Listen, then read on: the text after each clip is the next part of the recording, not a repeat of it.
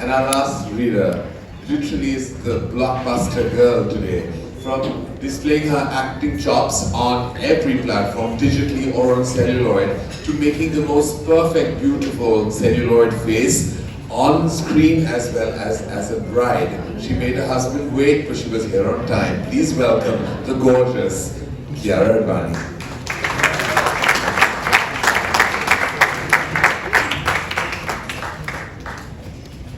Good evening, everyone. Twinkle, congratulations and thank you for inviting me to read at your book launch. I must say that I admire your writing style and I'm very glad that I'll be reading a few pages of a very, very beautiful chapter. So without further ado, in the author's words, unlike the rest of the family, Afshan never displayed overt sympathy, nor did she allow Nusrat to be forgotten in the room. Treating her as she had during their childhood, the elder sister playfully drummed her scalp while oiling her hair, tickled her while chopping vegetables. When Amma scolded her, she brushed it off with, "I just want to hear that funny laugh Nusrat has. You know how she sounds? Like some old woman with a phlegmy cough?" Then she would hunch her back and produce a strange gurgling sound, making Muni, Amma and Afshan laugh. Amma had planted marigolds near the window to deter mosquitoes. Through the day, just as the marigolds reached the sun, Nusrat found herself drawn to her elder sister. She was warmed by Afshan's relentless cheer and meaningless prattle. In the months following Sabu's death, Nusrat had struggled to distinguish between reality and her imagination. She had seen signs everywhere. If a crow came to the window, then it was Sabu coming to talk to her. When birds flew in a pattern across the sky, it was a signal from him. A branch moving was him waving. The Bombay flat had been filled with his presence. He was ringing the doorbell, he was behind the door in the kitchen, he was hiding in the bathroom. When she tried to speak, it felt like there was a pebble lodged in her throat. She had to navigate around the obstruction, push against it repeatedly in order to get a word out. When she did, her voice emerged raspy. A feeble sound struggling to be heard. It was easier to stay silent. Afshan arranged an appointment with a specialist in Bombay. The doctor conducted a thorough examination and diagnosed strained and tight vocal cords. "We must free that throat," he explained, touching her neck, "and her chest." He added as his fingers slid lower than required.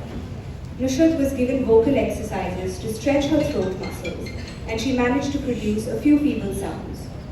I have heard of a patient in Calcutta who could not speak, and after 5 years, she coughed so violently that she vomited, and out it came, a button that had lodged behind her vocal cords. The doctor laughed and added, "But there is nothing in your throat, I can assure you. I would just tell you, push your shoulders back and massage your throat daily. We need to open up the space there. And yes, hum. Practice humming every day. You know Suraya? She came to see me during the time she was working in Mirza Ghalib. You have seen that one, yes?" Her voice felt restricted and had lost power. I gave her the same advice, and look how she sang in that movie. Superb, superb, simply superb. Afshan, relieved that his sister did not have a permanent physical ailment, was even more determined to break down her silence. Every morning, the radio's crochet cover was flung aside and the sisters would hum together. As Nusrat attempted to form words, Amma and Afshan would sing along with the songs on Radio Ceylon's Aap Hi Ke Geet program. When a song by Suraya would play on the radio, Afshan would sing even louder in her usual tone-deaf way, and then end with an imitation of Dr. Chandra Ramani saying, "Superb, superb, simply superb." Thank you, Kiara. Thank you so much. Thank you to all the three wonderful ladies who read chapters out of this absolutely special book. I'd like to call Twinkle back on stage, please.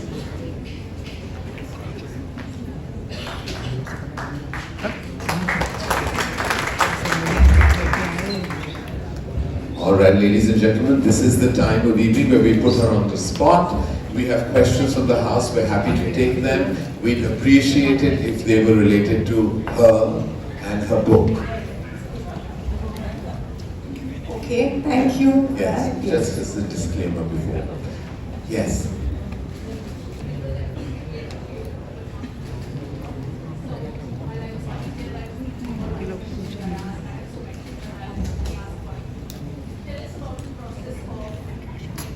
Separating yourself from being a mother and finding your own identity. My daughter's here, and I think most of this book I wrote at 4:35 in the morning in the dark when she was sleeping next to me. And there is a line in the book where Homa looks at her daughter and says that her daughter, she doesn't know if her daughter is beautiful or not, but when she looks at her, she feels the same way when she looks at majestic objects like Taj Mahal and, you know, the Golden Temple. And I think I felt like that about my child. So the one thing I can say about being a mother is the fact that you have to really carve out that time and protect that time, because children invariably look at, when you're working, they will come to you, and another place where they want you is when you're in the bathroom. So these two places, whenever they see that you're at your desk or the bathroom, they keep calling out to you. So I think sometimes you feel that you're being a little selfish, but then if you do accomplish something, then you're also setting yourself up as a role model for these young girls, and hopefully you feel a little less guilty like that. That's all I can say. Who else? Yes, yes sir. Mike's is coming to you.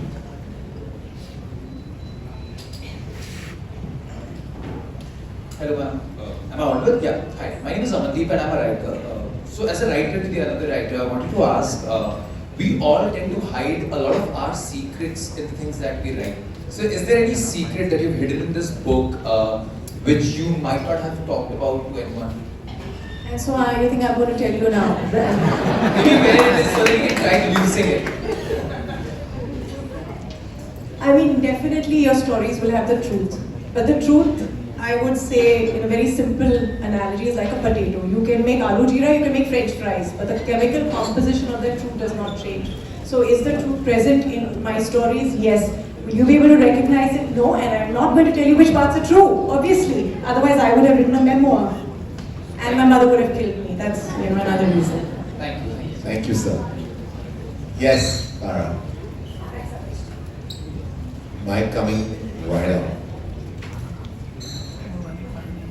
So, Tina, you and I have been childhood friends, and I've known you right from tiny tots. The question to you is, I never thought you would be a writer because you never had any kind of, you never showed any of those things of wanting to be a writer. I knew that you were going to be in the movies, but what made you get into writing? Because, to switch from films to writing and become a successful author and make a name for yourself, you're an inspiration to lots of people. So tell us about why you switched to being a writer. Farah, if I'm honest, my first ambition was to grow up and be Farah. So that was what I wanted to be. I ran away once to Delhi because Farah was in Delhi. And I don't know if that's a good thing or not, that I didn't achieve that ambition. So I didn't turn into Farah. I'm glad you did. I was always a reader, but I never wanted to become a writer. I wanted to become a chartered accountant. So I wanted to be basically Bimal Parekh and have glasses and look at numbers. But life took me in a different direction. I was always a reader, and I'd written half a book when I was about 18, 19. And my mother's here, so she has some floppy disk of this book. And when I tell her now that, Mom, why didn't you encourage me? When I would show her my work, she'd say, but you're missing dance classes, or go and thread your mustache, or things like this. But now when I tell her this, she's saying, it's the right thing, because you could be an actress at that age, and if suppose you were successful then what you would be doing now. So basically, she tried to make me feel better by saying that I set you up for failure so that now you're doing well. Your own talent as an actor has nothing to do with it. I've started doing this skit as Pinky Masi, and actually I'm doing quite well. So maybe if you give me any parts of like an old woman, I can do that well. Okay. Yeah. I can't play all these hot, young, happening things, even when I was young, hot and happening. Yeah. Yes, we've seen. Yes. Yes, ma'am. Hello, ma'am. Hello, Karan. I actually have been reading your column since DNA, since the time you've been writing in DNA. And I would like to say that I'm a chartered accountant by profession, but I want to become a writer. I aspire to become a writer. And the way you write, it's all very relevant. I think it's very relevant across all generations. The question which I would like to ask you is, how different is your parenting style compared to your mom? When your mom raised you and your sister versus you raising, your kids in today's times. I think how similar you are or how different are you? I think we would all like to know. I was raised by wolves. Does that answer your question? So everything, I think if you want to, if your children, you want them to have good values, you have to do two things. Either you really have to imbibe those values and be a really good role model, or you have to be at another extreme where you drink so much and you smoke so much that your children get horrified and say, I never want to grow up to be like that. So you have to choose one of these, really virtuous or really, really deranged. I can't say that my mother was deranged, but what she did for me was she made sure that I was very independent, and she made sure that just by looking at her, I never felt that as a woman I was incomplete or I needed a partner to be complete. I was complete within myself, and that was it, and I think that carried me through. A big shout out to Dimple ma'am. I mean, her work in all the movies is something which we get to enjoy. I mean, a big shout out to her as well. And I think that independent, that trait that comes across, writings quite often, I think we all would agree. Always come across as someone very independent and very self-opinionated. Yeah, and homie, come on, mommy's getting bored, make another movie quickly. Yes, Akshay, please. Akshay has a question. Can I ask a question? Yes. टीना, हितेश जी ने बताया इस किताब के बारे में काफ़ी कुछ चीज़ें बताई, and you have also told me about it. And so all the main characters are all women. So I just want to know whether men are irrelevant In your scheme of things. Is dessert irrelevant? No, you need dessert, right, to be happy. So men are important for us to enjoy ourselves and indulge, and I think that a lot of this, what I could do, including going to study, I would not be able to do if he hadn't supported me the way he has, and I would have still done it, but it would have been very difficult. So he was always there. He was, he said, you want to do this, fine, you do it. And he didn't complain, he didn't say, you're taking my daughter or whatever. But he did get angry once, very angry actually, because wherever I go, stories follow me. So I was in a building and I realized that the person living in that building was somebody who'd been arrested by the FBI for doing a thing called a Vatican scam. And then I got fascinated and I started, wanting to chase him and get a story out of it. And I then got another neighbor who said that he was going to help me, and we made this plan to take a bottle of wine and knock on his door. And this was going on, and I kept in touch until this friend told me, I'd helped a journalist who was investigating the Russians with the visa scam. And he got a great story. They cut off his little finger, but he got a great story. And then Akshay had a fit, and he said, I'm not letting you do this. You're living there alone with my kid. So that was the only time. So he stops me if I'm just about to, fall off the cliff. Yes. But till then, he's kind of there. I don't know, maybe he hopes I fall off the cliff, then he can get married again, but I'm not so sure. Thank you, Akshay. Thank you very much. For making sure she falls off no cliff. Yes. Hi, my name is Janay. Hi, Janay. Hi. I had an interesting question. So, your book begins with a reference to your nani. So typically, they start their books with the names of their spouses or something on that regard. So, what is the reference to your nani in this book? And I think you mentioned it even later that it's an ode to your grandmother. So why is that so with this particular book? So the dedication to my nani basically says that Nani, you can't read this book. Nani can't read this book because she's dead and she may not have bothered if she were alive. And it was going to end there within my family, to great offense, so I had to write another line saying, we miss you. This was all because of them. So they made me write this we miss you part so I don't sound callous. Jelly Sweets, the last story, is basically the story that my grandmother told me about my great-grandmother who lost her son and she got divorced. And this is like back in the day when it was a big scandal. And then she found redemption because she found this neighbor, she got married to him, and then she had a dozen children, and so sort of happily ever after. And I kept, I'd taken notes when my grandmother would speak about all her experiences, her days in Sampati, how she grew up. And when I was writing this book, I thought that it was very important that I put this there because I feel like I'm the last one who remembers, and after me there'll be no one left. And that's why I think I wrote this book and I have this. Thank you. We have time for 2 questions, ladies and gentlemen. Yes, ma'am. So, Welcome to Paradise is your 4th book. So I just want to know, what is that one ritual that you have followed throughout the story? Writing ritual. Writing ritual. I wake up very early, I have lots of coffee, and I can write till about 11 o'clock, and then my neurons go on strike because I don't give them enough carbohydrates. That's the truth. So that's my ritual. I can't really write after 11 a.m. There's one gentleman there that wanted to ask. Yes. Hello, ma'am. Hello, sir. My name is Yahya. I'm a writer. I don't know to answer any questions, please. Ma'am, I'd just like to ask you this one question. So the overall theme, there is death as an overall theme goes around there. And whenever we talk about death, it brings a certain intensity or weight to the story. So how do you manage that it doesn't change or affect the theme of your overall story? So if you could answer that, thank you. No, people think that death is very tragic, but as human beings, our capacity to grieve and suffer is limited. So even if you go to a funeral, after some time you'll start seeing people try to make jokes. I went to a funeral once where there was a music composer who started composing his song and telling people to come and listen to it. And he's a very bad music composer, so it was even worse. People who are not grieving started grieving. But so I think that if you look at life carefully, we think that these are very serious things, but everybody has to die.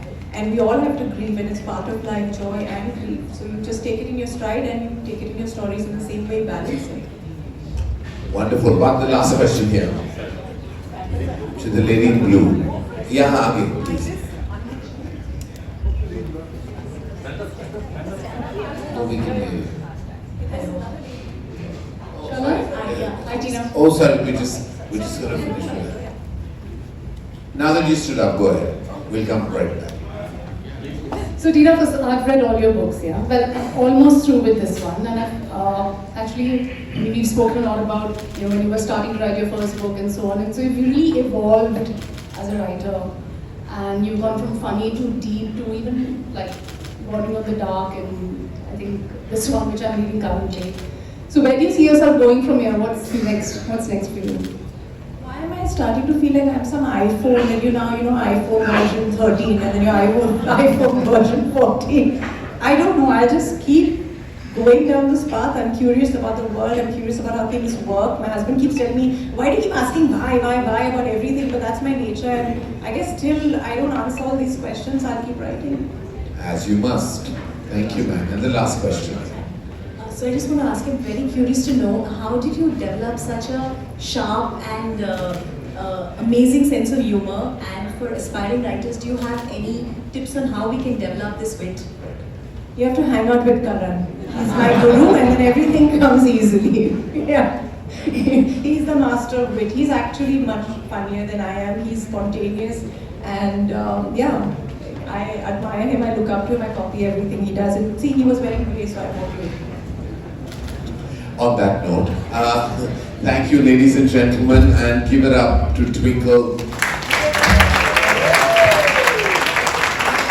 Literally her return to paradise, because for every author, paradise is home, and we're glad to have another book that's going to hit all the charts. You are immensely talented, my love, and I hope that you grow from strength to strength, and may the force of creation always be with you. We would like to request the three wonderful and illustrious ladies to join us for a photo op. We would also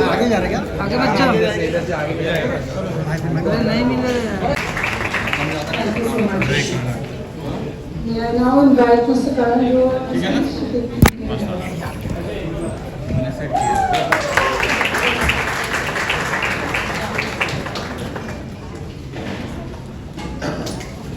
Good evening, ladies and gentlemen, and I'm back where I belong at Twinkle Khanna's book launch.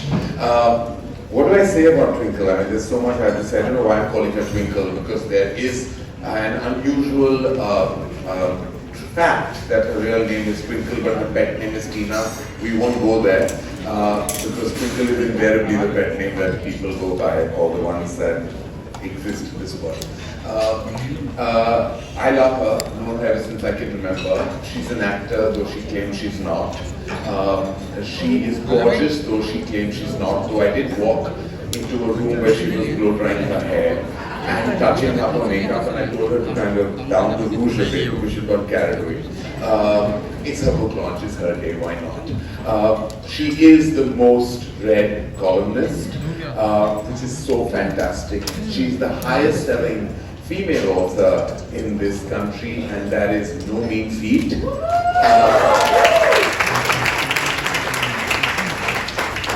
More than anything else, she's a compassionate daughter, an absolutely loving mother, an exceptionally understanding wife, and she does it all with a smile on her face and a joke that she will crack at your expense.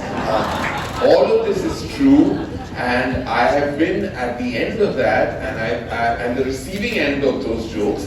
One can never have the last word when it comes to her, and maybe one shouldn't, because what the hell? This is Twinkle Khanna. She went back to school after achieving all of this. Who does that? As Shiki Sarkar rightfully said, I wouldn't go back to teaching school, to school. Yeah, I would go back to school as a student, and I don't think anyone is calling me as a teacher. So let's just give a big round of applause to this Renaissance woman.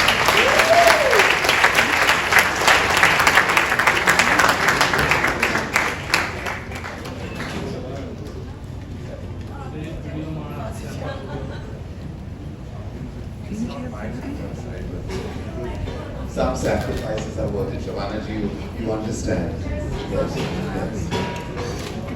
So there's a reason why you are at every book launch. You're my lucky man. I've almost now become superstitious about it. And I was telling my mom that it's like Ganpati. Every book launch I put you on this dice, and then I do your visitation the next day.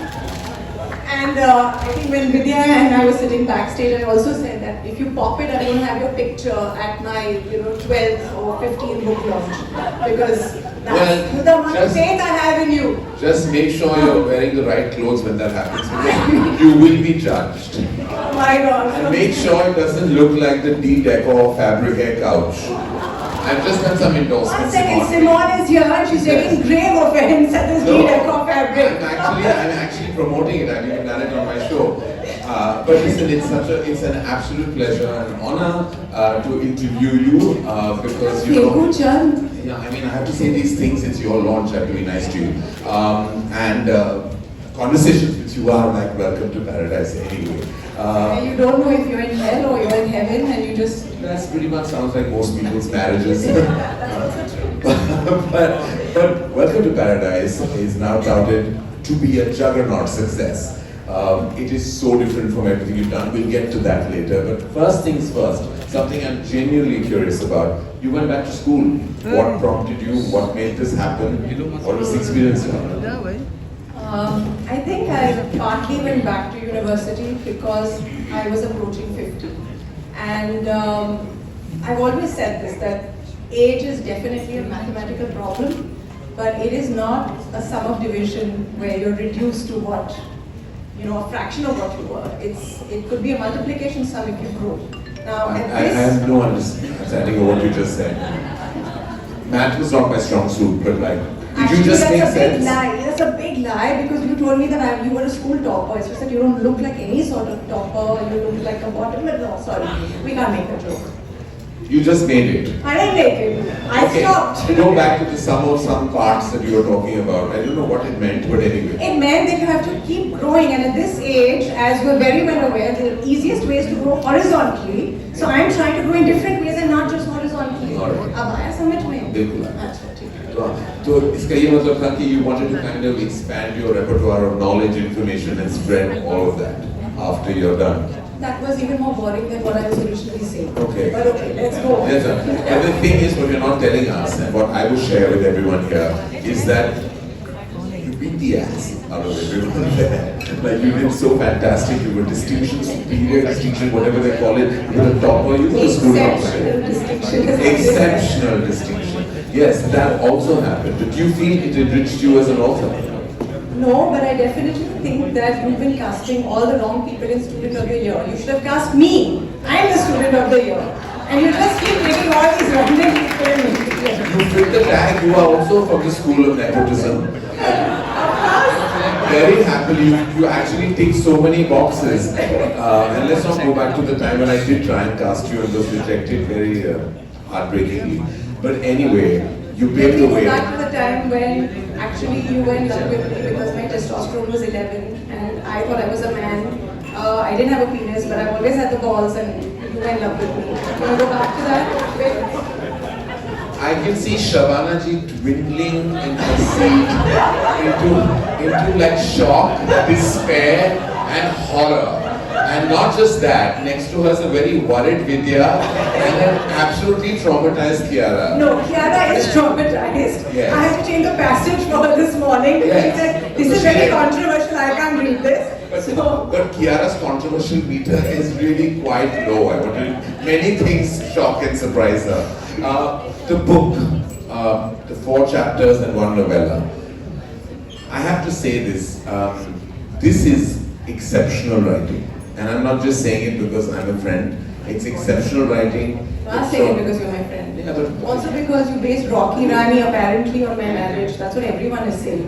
I don't know. Is that true? No. How much can you leech off me, man? Well, it was an unconventional, it was 2 people coming together who come from different schools of thought. That doesn't mean it's your marriage, Tina. And everything is not about you. It was in the press.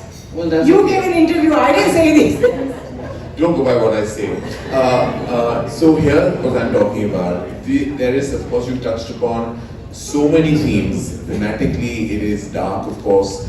It's heartbreaking, very heartbreaking. It deals with death in a way that I haven't really seen. Yet there is so much humor and dark humor laced right through it. I also feel like it's very internal because you've gone very deeply internal. You've gone back to your childhood. There's a lot of references, or rather inspiration from your Nani, her Islamic side, and Ismaili side, sorry. And there's also a lot of very, very, very wonderfully and deliciously written eccentric women. You know, all of them of a certain age, all of them eccentric, breaking every myth, stereotype of what we read of women of a certain age. All of this in 4 short stories and 1 novella, I mean, it's no mean achievement. Congratulations. Thank you, that's very kind of you. So we go back to the fact that this big diversion, this creative diversion that you took from your last book, you know, about fitting into about the comfortable pajamas, this is a totally different leap that you've taken. And was that also a conscious decision, or is it just part of the evolution of an author? No, if I'm honest, I think in my last book I made a lot of compromises. I was under a lot of pressure, internal pressure, external pressure. You know, Mrs. Funny Bones, there has to be a joke on every page. My protagonists were originally 60, I had to make them, you know, like 30. So I felt that I had, you know, done a disservice to myself. And then in this book, I was very clear that there are jokes, but only if they service the story. And there are all these amazing women, and I'm fascinated by older women. It's there is a certain richness and texture in their stories that younger people, well, most younger people may not have. But the way that the world looks at them, it's like the minute you start putting on a hearing aid, everybody else around you becomes deaf, because that's the way it is. Nobody really wants to hear older people.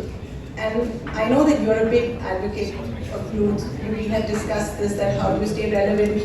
No, really, don't make that face. I'm not saying anything bad. You said it was like immersing yourself, you know, amongst young people, which is why you love, you know, Shania and Anaya and Kiara and Alia, which is great. Ananya. Okay, Ananya also. You know Anaya's also. But I think that every phase is I don't know why I interesting. come here after here.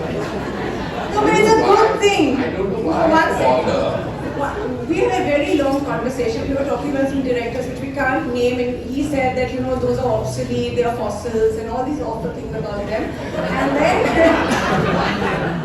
and then he said, you have to be relevant, and that's why I hang around with young people. And I said, yeah, I just don't like people, so I can't hang around with young people, so I'll go and study. But that was because we are fossils now. We are 50. The world that we grew up in doesn't exist. So how do we stay fresh and reinvent ourselves? You have chosen the fountain of youth, like a vampire to suck all their blood of these young people.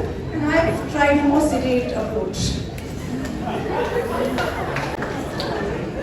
So basically what we deduced from this is that in conversation is a wannabe young mind, and I'm talking to a prolific evolved mind. Basically that is what our deduction is from this particular answer. And I'm very grateful that I've been invited to kind of ask you questions, and I'll go back with an exceptionally low self-esteem tonight. But that's fine. I've combated trolls. You're nothing. I'm nothing.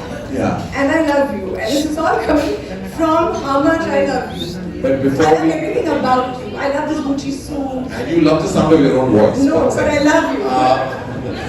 I want to kind of special mention to Jaguda. I hope he's in the room here.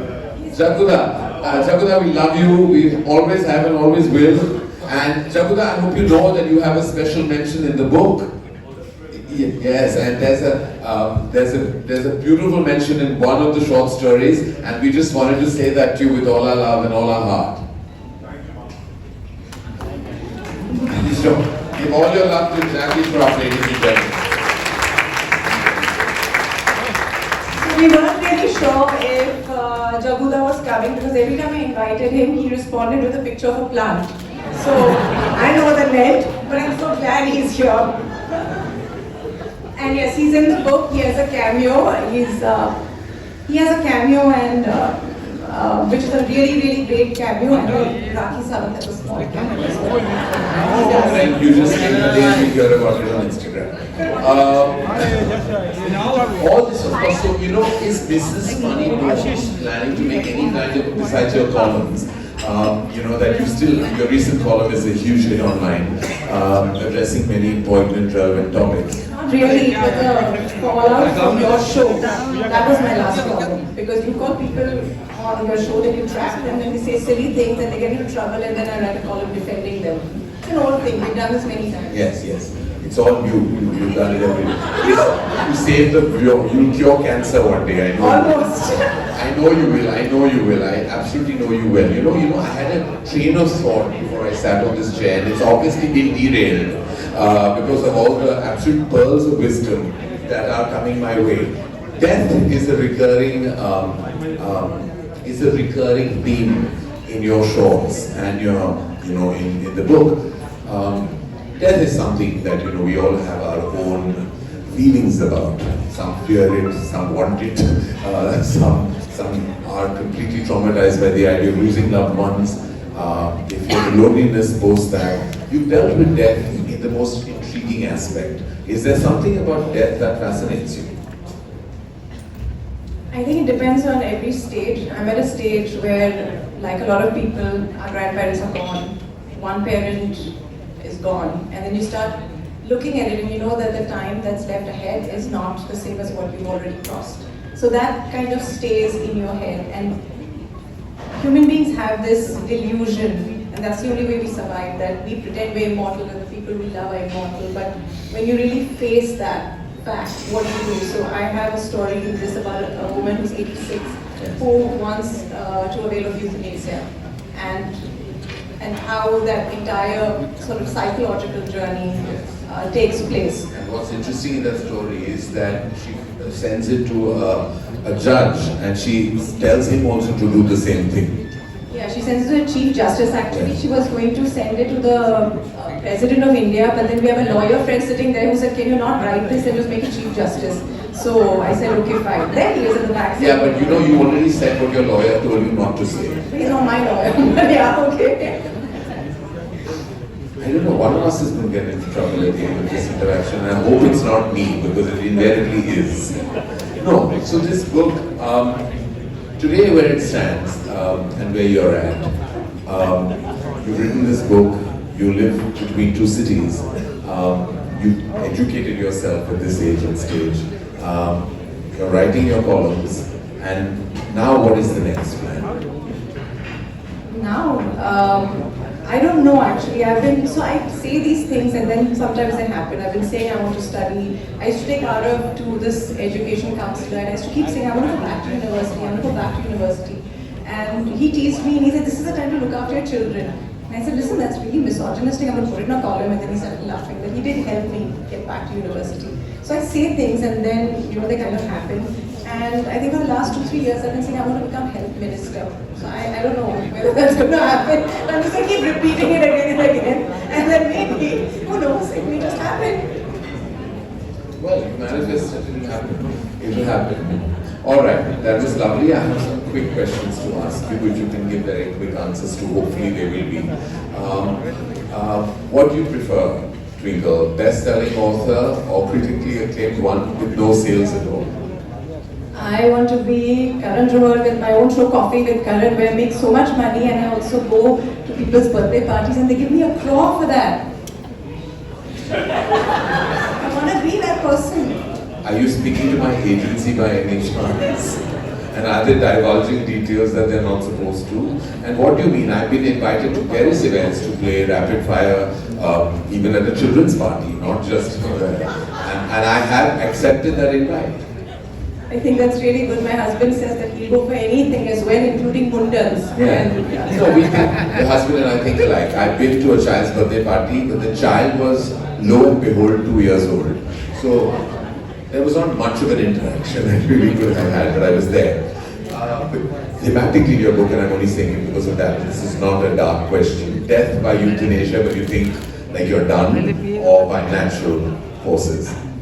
I think, well, it depends. It depends upon my situation, but yeah, everybody wants to kind of die in their sleep, but it doesn't happen, so then maybe euthanasia when it's all done with, and I know that I don't have much ahead. Alright, and lastly, an eccentric family. You write many characters who are eccentric, or a hum saath saath hai one? I have an eccentric family that is hum saath saath hai. They never leave me and they're completely batty. I mean, my mother is sitting there and the things that she says to me, I've given her my book and she says, no, I've not read it yet because it's in my temple. I think she's waiting for Shivji to read it and give a review and then she'll read it. I'm not quite sure. She may not have read your last one either. Oh, she read it? She did, and then she underlined passages and then tried to explain to me what I had originally written. Alright, well, others are allowed to do anything. And then I was going to ask you for some rating before I close this chapter with you. Rate yourself on the following, as out of 10 as a mother. No, I'm not answering these questions. I'm not on Coffee with Karan. I'm not answering these questions. Why? I don't want to. I'm not on Coffee with Karan. You're giving me an answer. You called me, now you do what I want you to do. Okay, I will. You rate. Who do you think is the hottest person? You love these questions. Siddharth Malhotra, Vicky Kaushal, Shah Rukh Khan, Ranveer Singh. These are your favorite questions. All of us are narcissistic. I'm the hottest person. I agree with you. In my world, you are the hottest. Yeah, so then I'm glad we agree on that. So tell me, rank yourself from 1 to 10. How are you as a mother, according to you? I rate myself as a person. I'm 6 and I'm trying to become 7, and that's it. That's good enough. It's a. So you cover all bases in that. As a daughter, as a wife, as an author. You're a 6 person. I'm a 6. I'm happy being 6. Well, consistency is also Exactly. a strength to have. Yeah.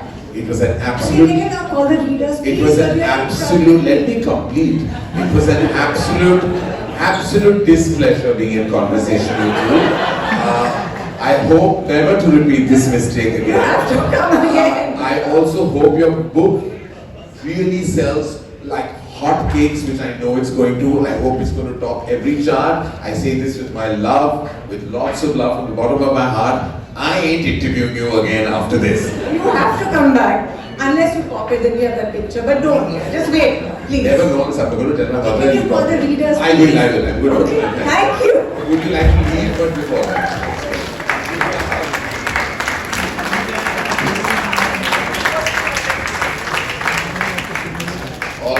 going to say give it up, but don't. She doesn't need to hear any more applause. I'm going to call our first reader, possibly the best actor. I mean, an institution and beyond. I mean, you don't actually need to go to an institution to learn about acting. Just watch her movies. Please welcome none other than someone I've recently had the pleasure to work with, Shabana Azmi.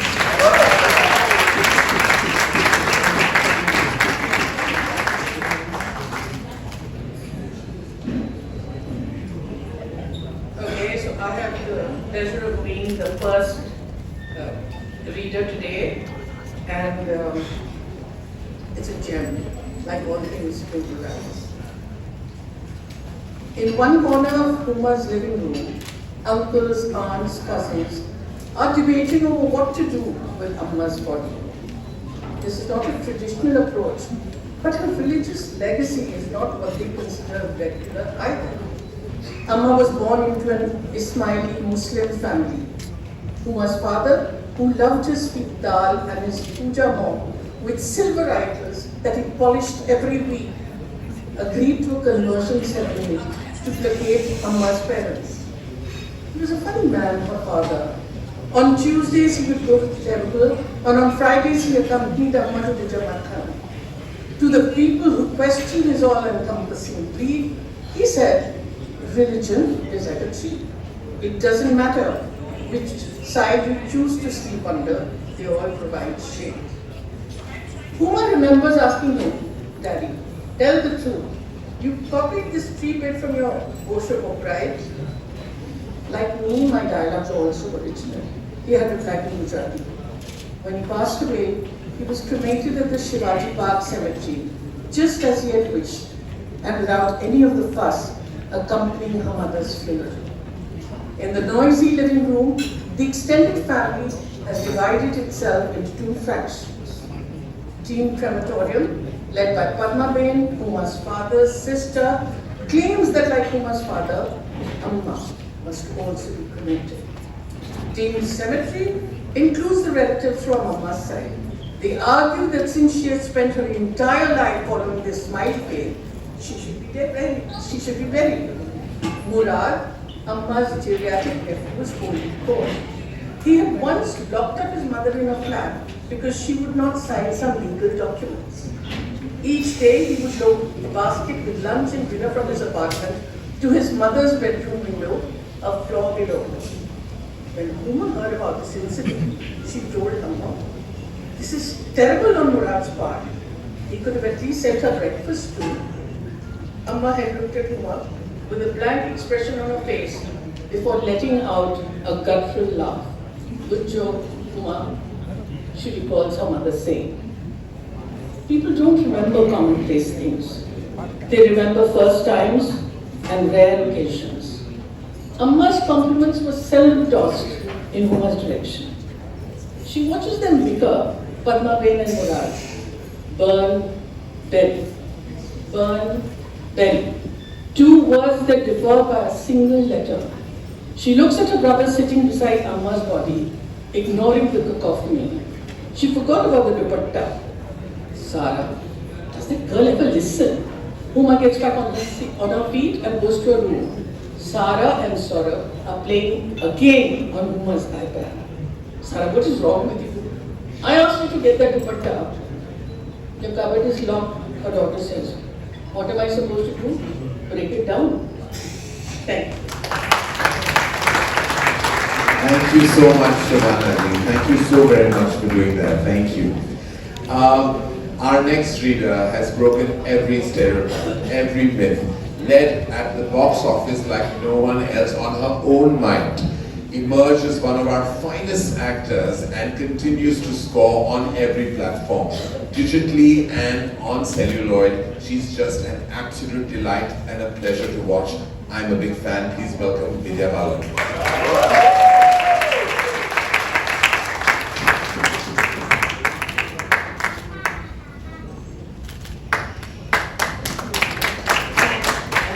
Akshay, thank you. Hi everyone and congratulations, Twinkle. I've enjoyed the bits that I've read. I haven't read the entire book, but I can't wait to read the rest.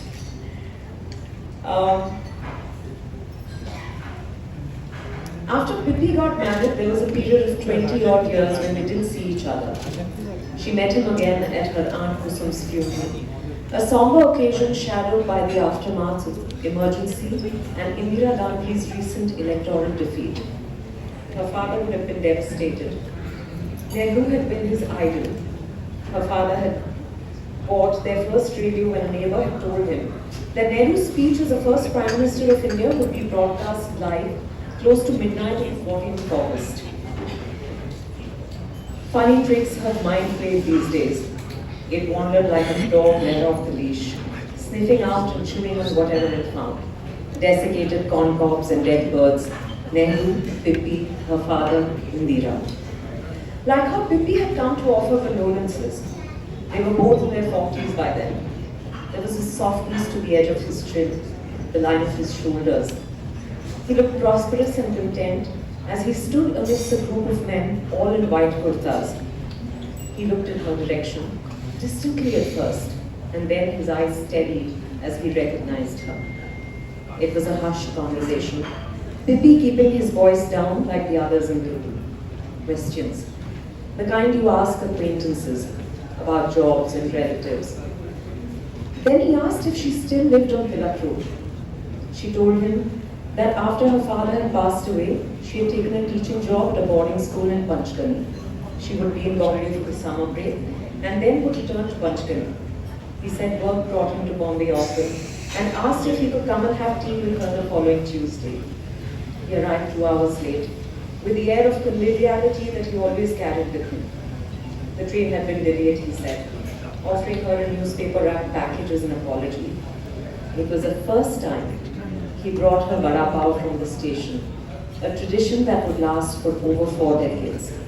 Madhura never told him that she didn't like pav. She had just a few pictures of them together. People usually took photographs on their holidays, but they'd never been on one.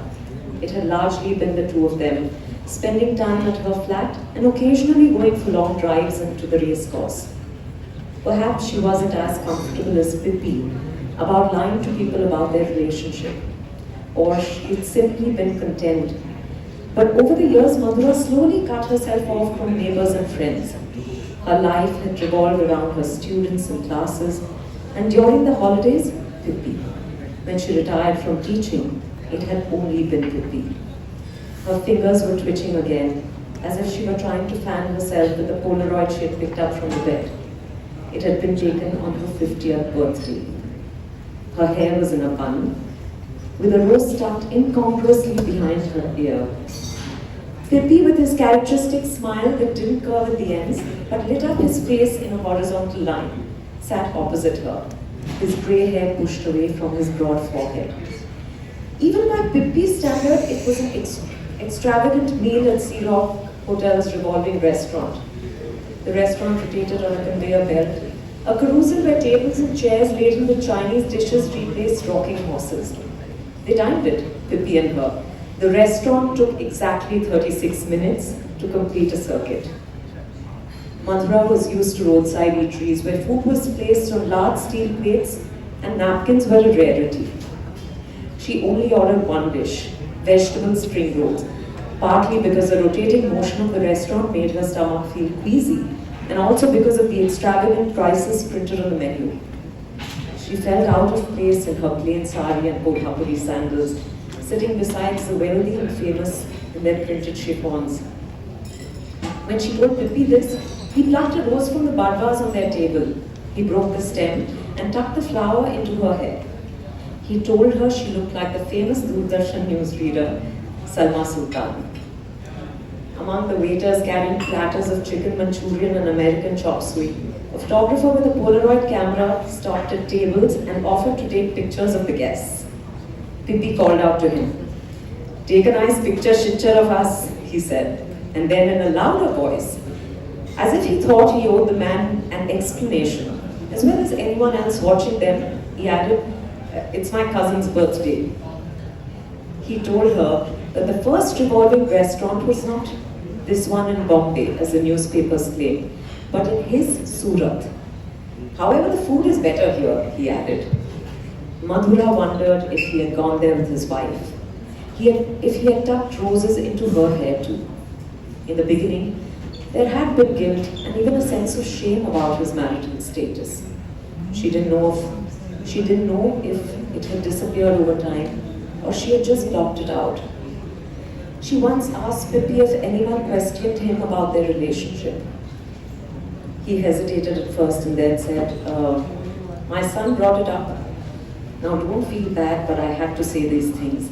I just told him that Madhura Ben is related to us and she's all by herself. I go to meet her because I feel bad for her. Though she knew Pippi would deny it. She felt that his decision to sometimes bring Raju to Bombay was more than about exposing him to a wider world beyond Surat as he claimed.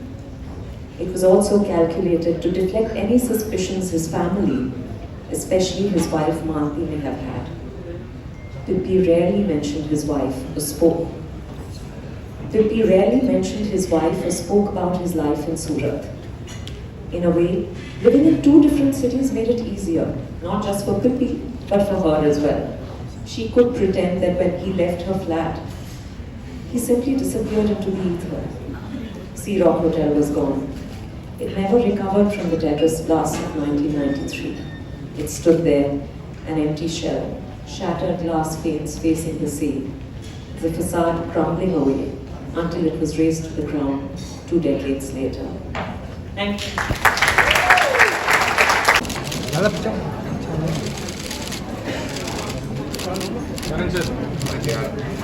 Karan sir and Dimple ji. Yes. And Akshay, maybe Akshay will not come from the back or somewhere.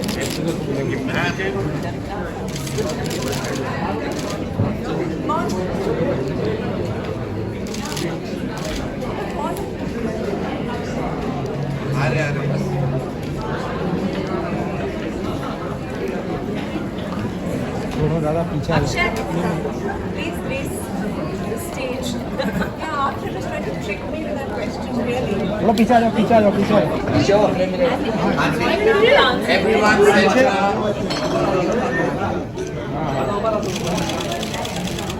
Sub centre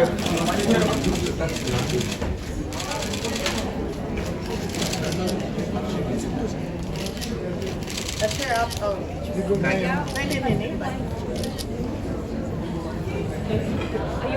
धर्म पत्नी के सामने खड़े हैं। Is he touching your feet?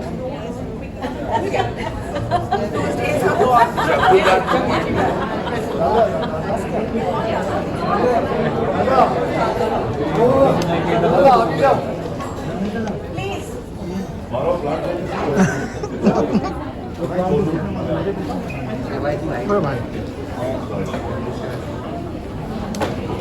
ये देखो क्या कर रहे हो आप अच्छा मतलब फ्रेम में आ रहे हैं सर दादा थोड़ा हाँ दादा थोड़ा पूरे दादा भाई भाई तो भाई पहले फोटो होने दो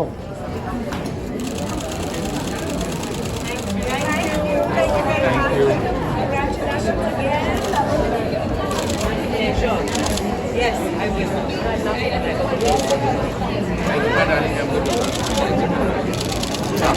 Not at all.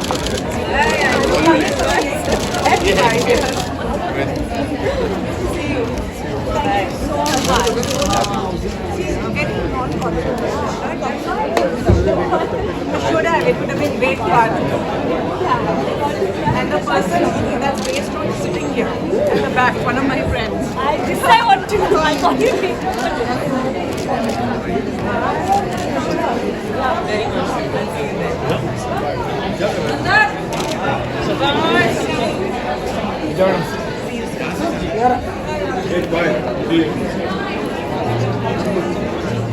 very good. Bye.